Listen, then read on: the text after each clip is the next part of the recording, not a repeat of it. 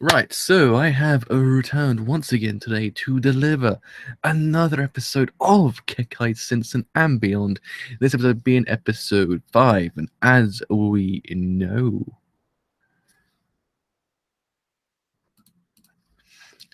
we had kind of a very character-driven kind of sort of narrative arc as the series went on. It's actually kind of a nice way of doing things because we've had a Stephen one, we've had a Chain one, I believe. Now we're getting actually a Gilbert one now, I believe.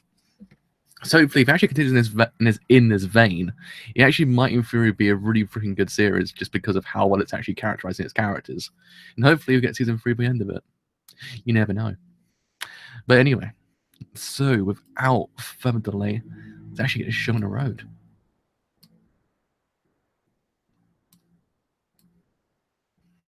Right, let's put that there. That's fine there. That is awesome there.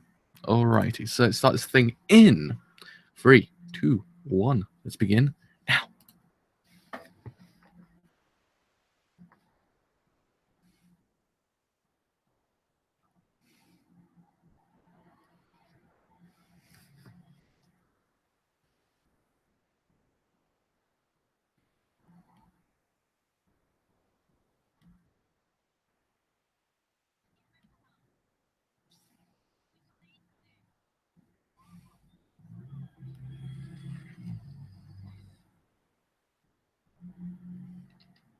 Whoa.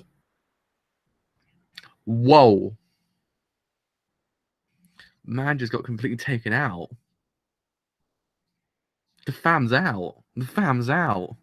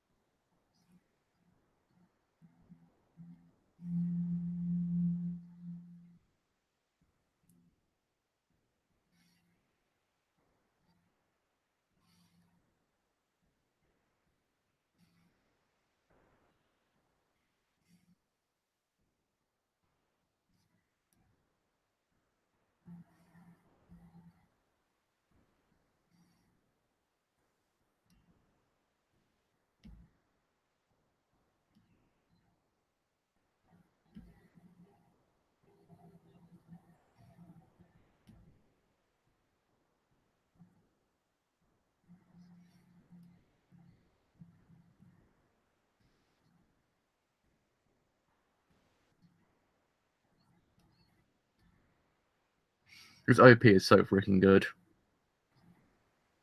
Like, man, it is pretty freaking banging as an OP.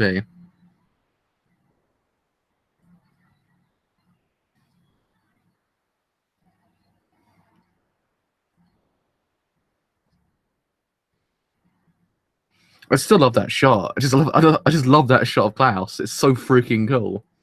I literally say it every single week, but it's so goddamn cool. I just can't help but just bring it to attention every single week. It's just so goddamn cool.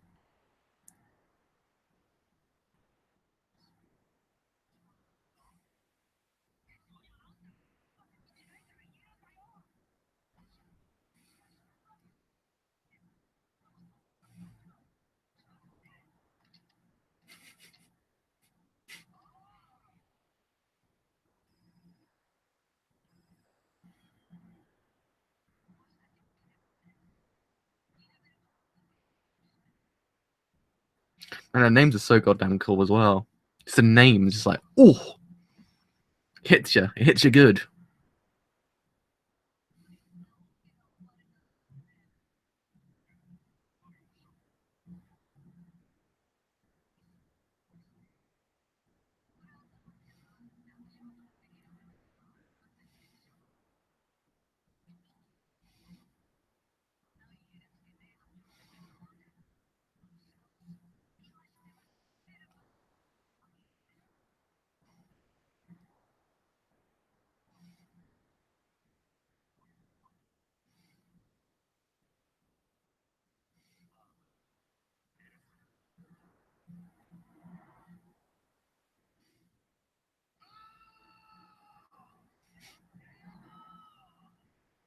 Is that Jotaro?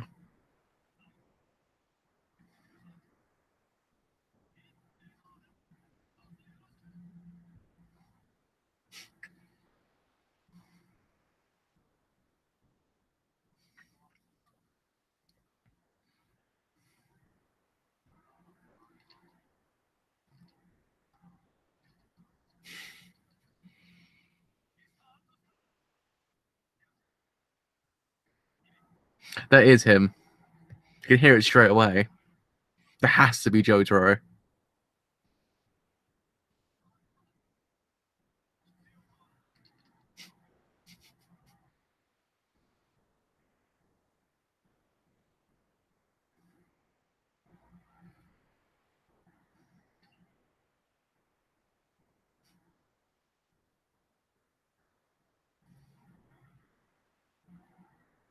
My God, it just used a jump cut.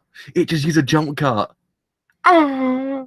Sorry, that was a filmic person inside of me going nuts.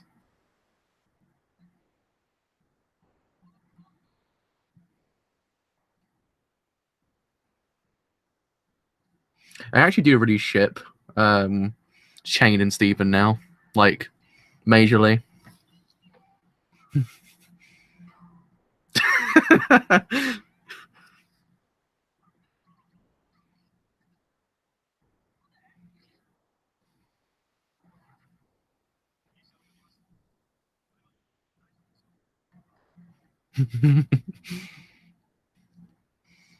No, I just can't help but ship Stephen and Shane now.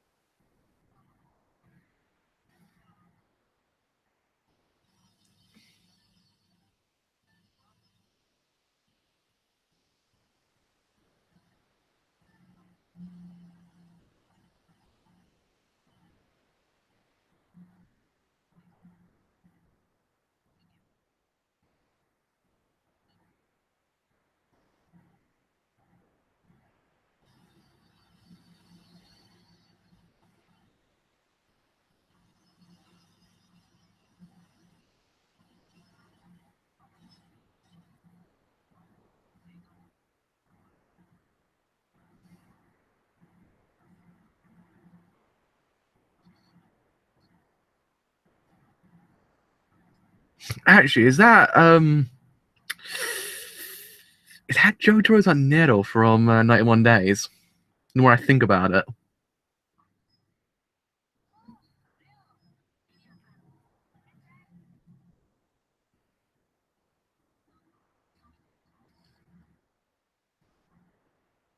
I actually think it's Nero actually more than Jotaro. You kind of can get the Jotaro out of it, but I think it's just I think it's more Nero than Jotaro.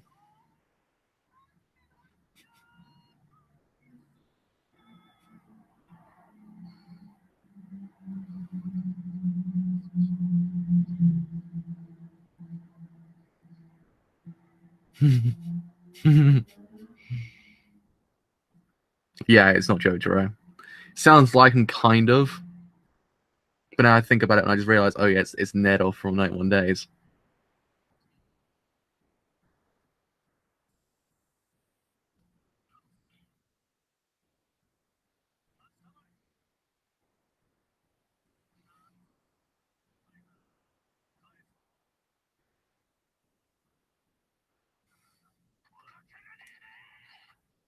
Damn son.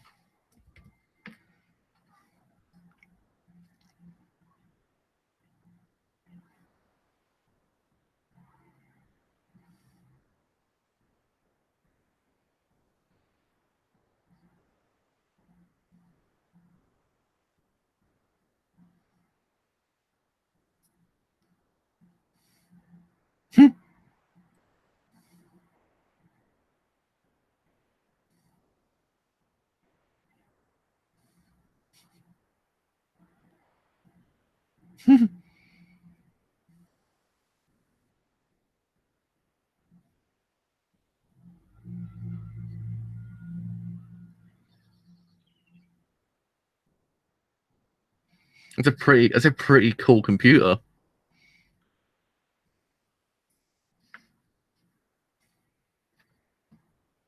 It's a pretty freaking cool computer.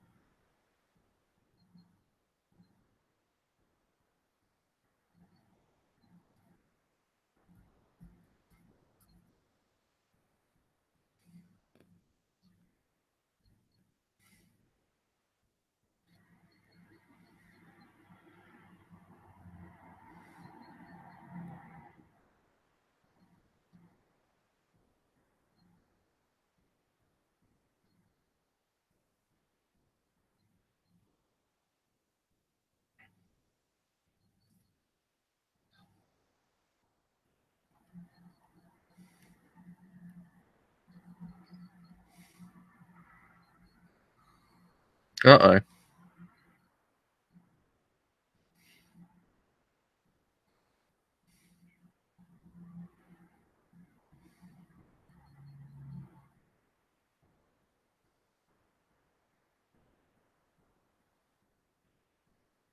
It's quite disturbing. Oh no.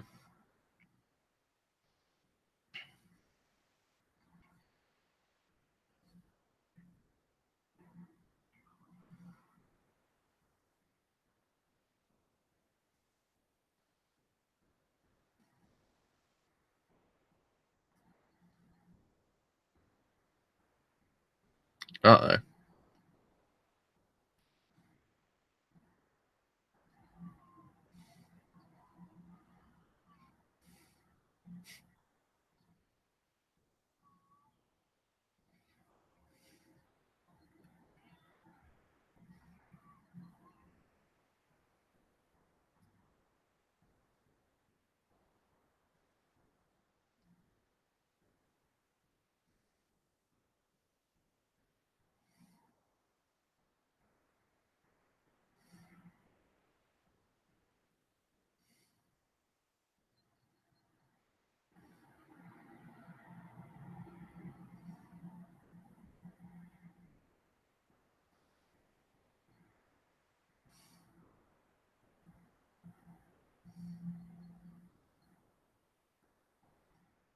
Uh-oh.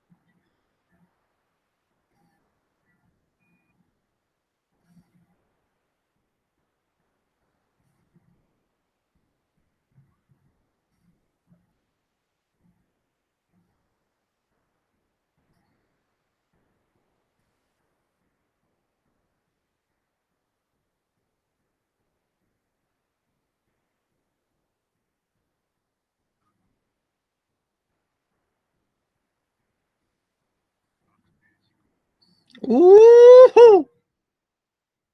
Woohoo! That little bit at the end, though, that use of sound design, boy, boy, that one got me. That one got me good.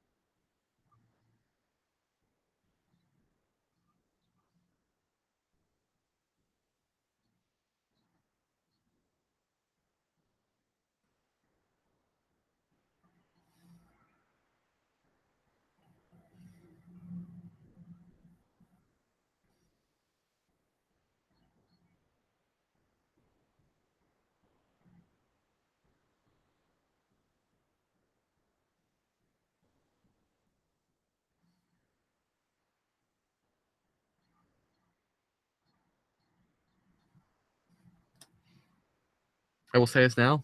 Gilbert's freaking awesome. Like, man, this bro, Gilbert, he's a pretty freaking cool fam. Not gonna lie. Not gonna lie right now.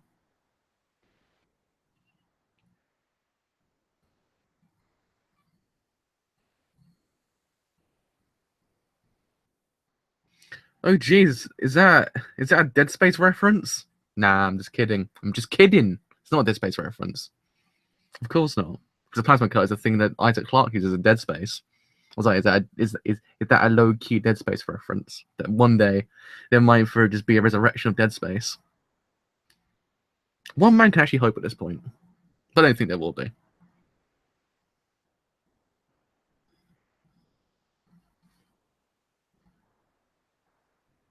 Bethesda firearms. Ha!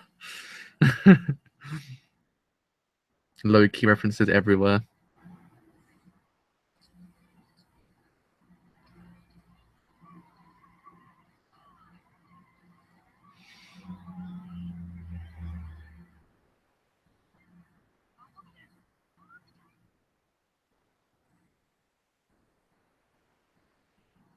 Why is this show so freaking cool? I don't get it. I want to know why it is because it's just so unbelievably awesome and cool all at the exact same time, while being freaking awesome at the exact same time at the same time. Also, if that makes any sense.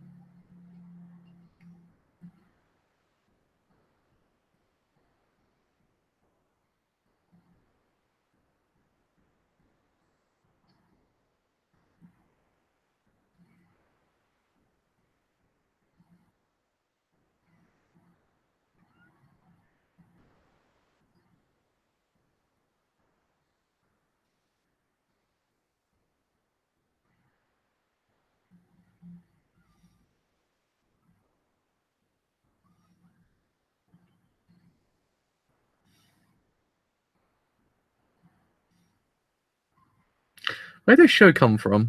Why is it so goddamn cool? Why can't we have more shows like this by Bones?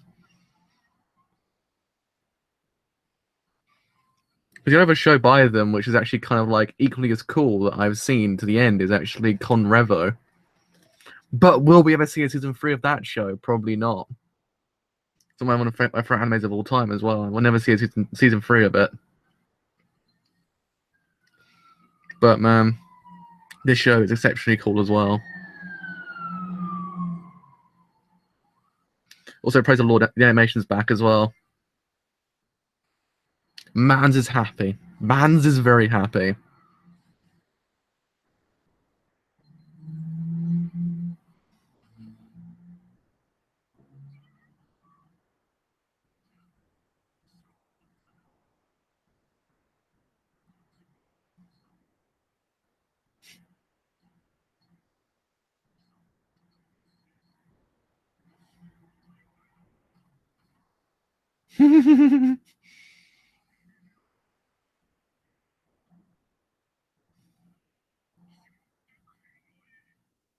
this, this guy is so cool. Oh my god. Where where has Gilbert been all my life?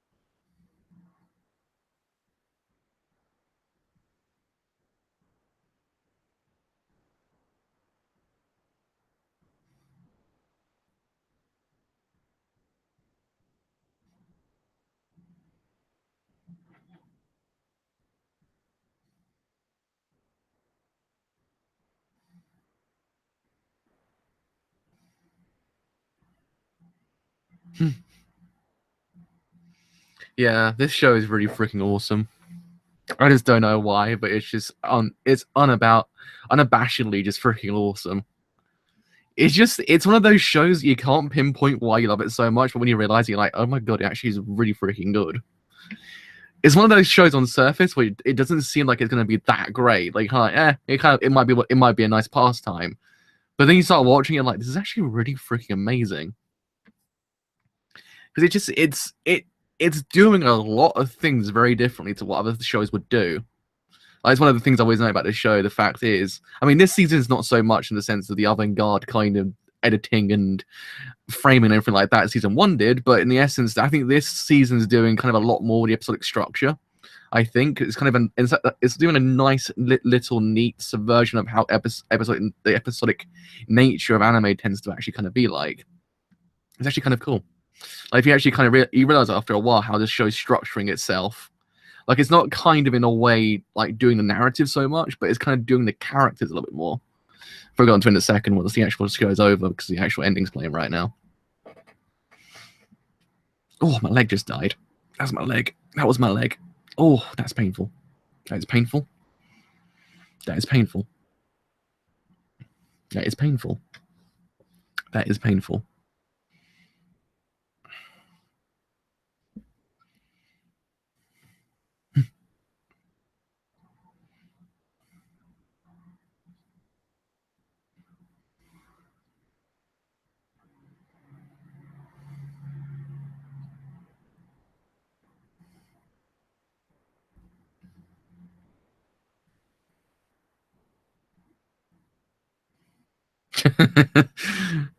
I was actually thinking about it, but at the same time, I was kind of like, do I actually warrant a Patreon account in the first place? That's why I kind of just never did anything about it, because I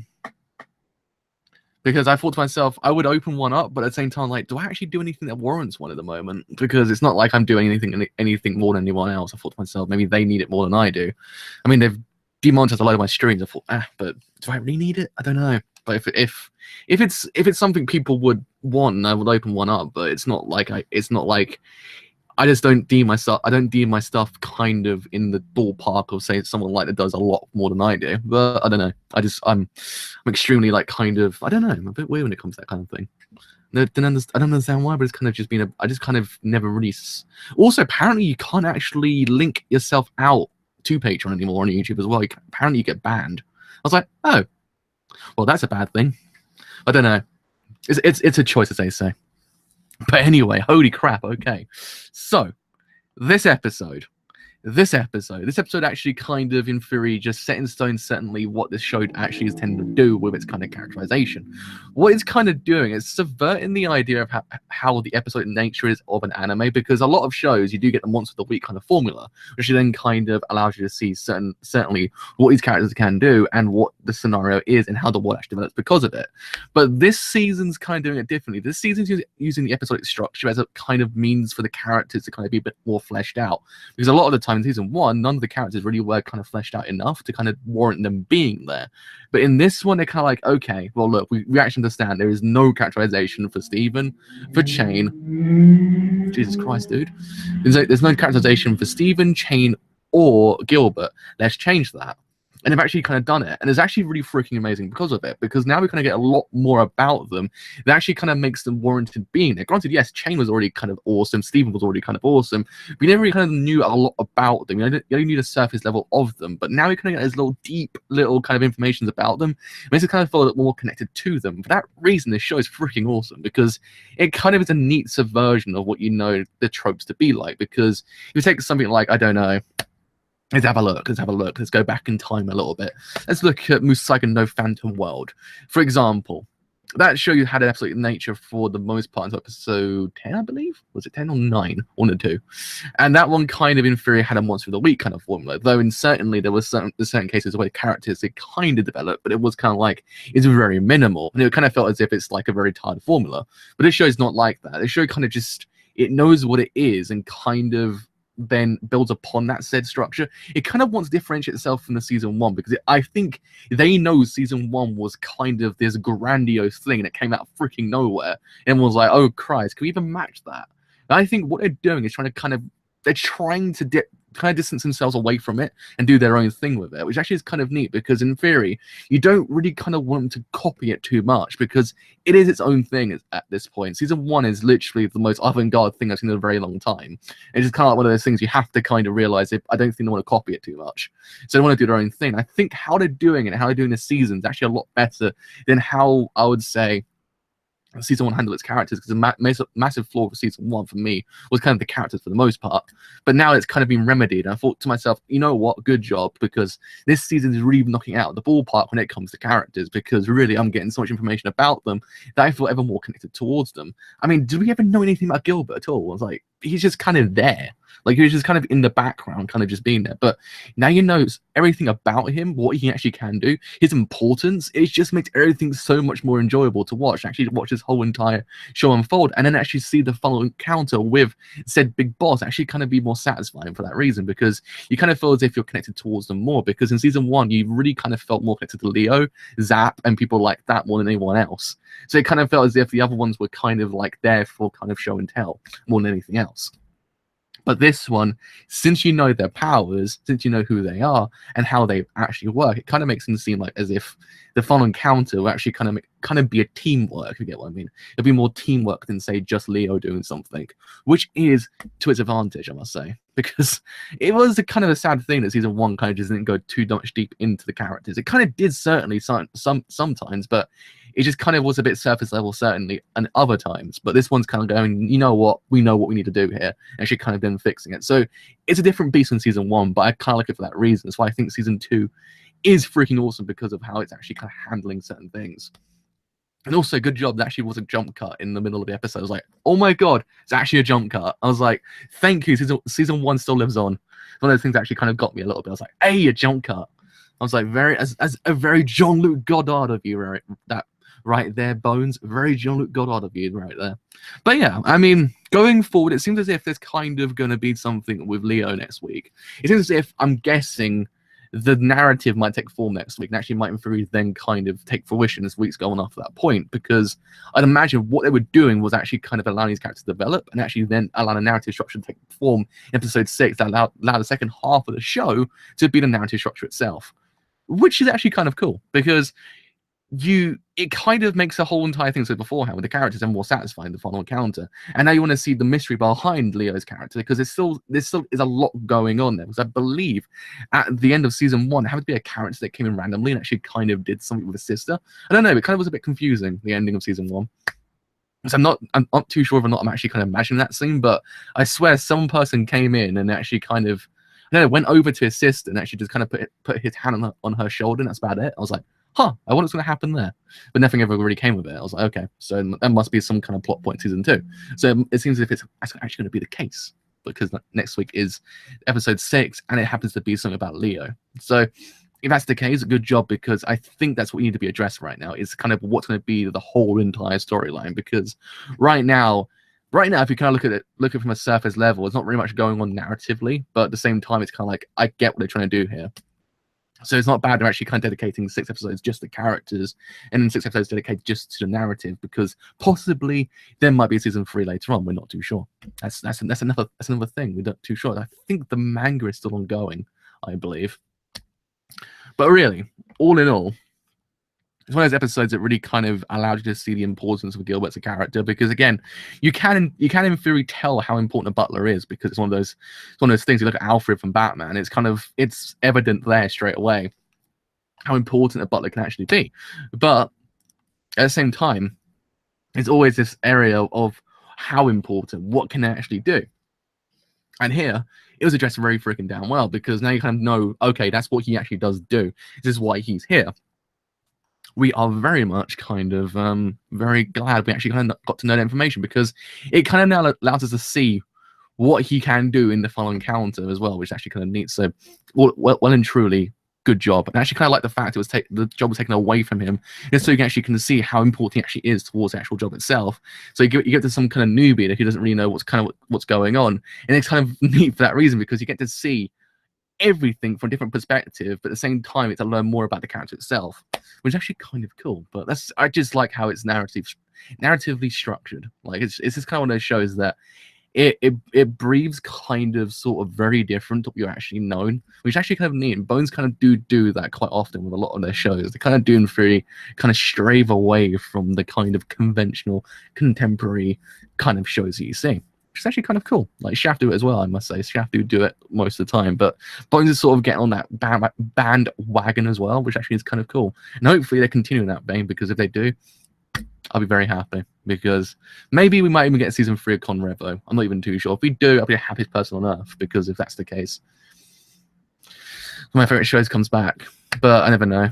I don't think they will, but you never know. Bones are pretty freaking cool when it comes to certain things, but you have to kind of you got to wait out, as they say, because you just never know. But yeah, I mean, hopefully season 2. Episode 6 and onwards does in theory actually kind of continue the actual kind of quality the season's going at right now, because really it's one of those shows that now that you kind of realize it, it's kind of, you're glad it exists, you're glad it's actually here, you're glad it's actually back. It's just a kind of cool show. It's just got a lot going from it, kind of just so freaking awesome to watch. So yeah, that has been me for today. I'm about to go lie down for a bit. I'm actually going to pass out, I think. My eyes are really freaking heavy. So yeah, if you have enjoyed this whole entire stream as a whole, and you do want to leave a like, then do leave a like, because indeed it does help quite a bit. If you have enjoyed what I do here, and you want to stay a bit longer, then do leave a sub, because indeed it does help quite a bit. But until tomorrow, I have zero idea. Literally, I have no idea what I'm doing tomorrow. I'll see you guys then. Bye for now. See you later. It's great to see you too. It was great to see you too. Oh my god, my arms are gone dead. Oh, my arms are dead. There we are. They're back to life. Adios.